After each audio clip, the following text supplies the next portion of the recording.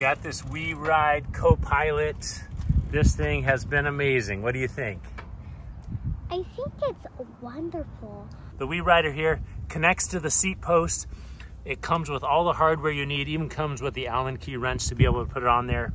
It has a disconnect so that you can actually leave the seat connector attached to the bike here.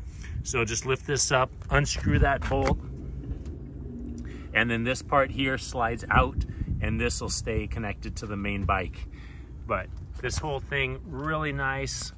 This even folds in half, so you can pull this up to be able to fold the bike arm in half here to be able to create a really compact bike attachment here. So the tag along really nice. The seat goes up and down using this lever here. The pedals, you can go backwards or you can pedal forwards, of course. So that makes it really good for the kids so they don't have to be pedaling all the time if they don't want to be.